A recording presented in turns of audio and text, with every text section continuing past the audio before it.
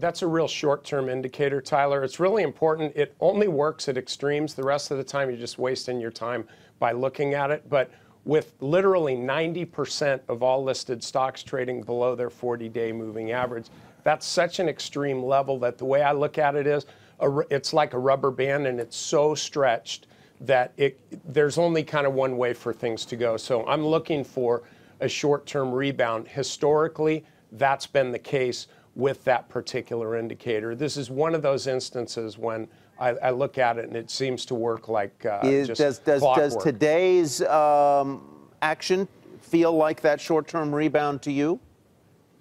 Yeah, it does. And see, here's the thing, though. The unknown is how far up are we going to go, because there's so much pain overhead that what I really look at on that indicator is I don't think there's a whole lot of downside right now, and we're talking short term. But the way I see it, if Amazon prints a good number after the bell, we'll probably get more buying into tomorrow. We'll pick up tech, and that'll perpetuate the bounce.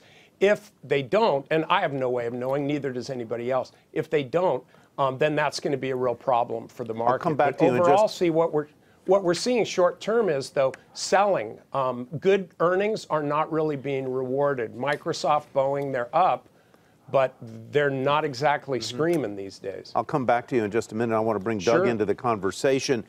Speaking of pain overhead, Doug, you say this could be the first, that what we've gone through from the October 3rd highs in the Dow, and I believe the S&P, we might be in the first leg of a new bear market, and you point to bear markets in lots of markets around the globe. Yeah, I mean, we're just looking at the numbers dispassionately. I mean, you've got MSCI emerging markets down 25%, frontier markets down 24%.